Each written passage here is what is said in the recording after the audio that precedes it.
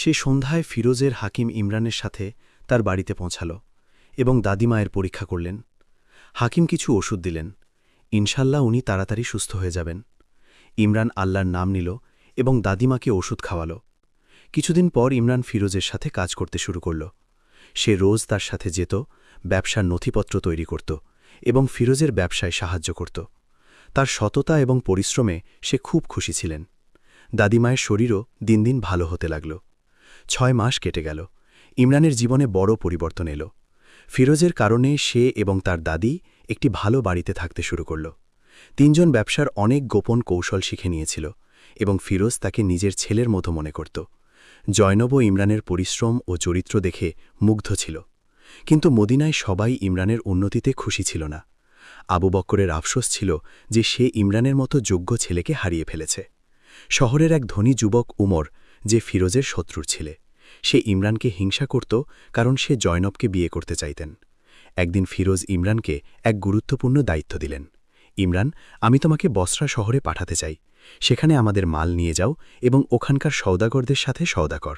এটা ইমরানের জন্য বড় সুযোগ ছিল, কিন্তু কথাটা ছিল নতুন এবং বিপদে ভরা। ইমরান সফরের প্রস্তুতি শুরু করল। সে দাদিমায়ের দোয়া নিল। জয়নব তাকে একটা বিশেষ তাবিজ দিল আর বলল, এটা তোমাকে নিরাপদে রাখবে এবং আল্লাহ তোমার সাথে আছেন। ইমরান আদবের সাথে তার উপহারটি বুকে জড়াল। তার মনে আল্লাহর প্রতি কৃতজ্ঞতা ছিল যে তাকে এত বিশ্বাস করা হচ্ছে। যখন ইমরান মদিনা থেকে বাহিরে এলো, তখন ওমর ইমরানের পেছনে আর পরিকল্পনা করল। সে তার কিছু সঙ্গীকে বলল, ওই গরিব ছেলেকে লুট কর, তার মাল ছিনিয়ে নাও, তারপর দেখব ফিরোজ তাকে কত কাছে রাখে। ওমরের মনে জিনার বিষ ভরেছিল। ইমরান কাফেলাদের সাথে মরুভূমি দিয়ে যাচ্ছিল। রাতে যখন সবাই ঘুমোচ্ছিল, ইমরান কিছু লোকদের লুকিয়ে থাকতে দেখল।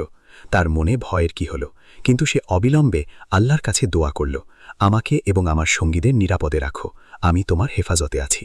হঠাৎ রাতে নিস্তব্ধতা ভেঙে গেল এবং কিছু ডাকাত কাফেলাদের ওপর আক্রমণ করল। ডাকাতদের মধ্যে ওমরও ছিল, কিন্তু সে তার মুখ লুকিয়ে রেখেছিল।